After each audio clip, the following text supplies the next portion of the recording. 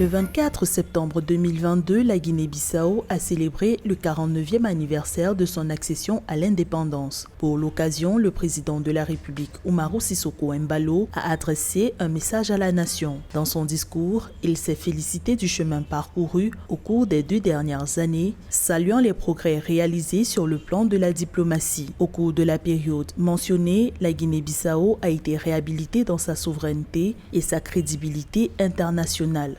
Un peu plus de 2 ans de mandat présidentiel, la Guinée-Bissau a réussi à faire un parcours international remarquable. En fait, nous avons pleinement restauré l'image de notre pays en Afrique et dans la communauté internationale dans son ensemble. Après son retour sur la scène diplomatique, la Guinée-Bissau envisage désormais son réveil économique. Le président Embalo souhaite que l'amélioration de la gouvernance stimule la croissance dans le pays. Lutte contre l'inflation, développement du secteur agricole et assainissement de l'assiette fiscale sont les chantiers prioritaires du dirigeant bissau-guinéen.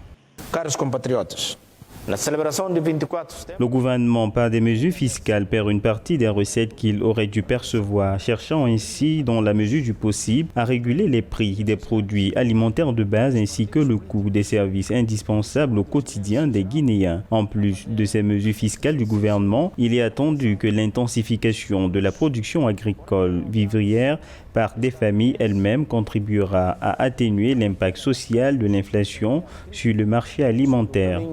Já foi percorrido, medir os sucessos.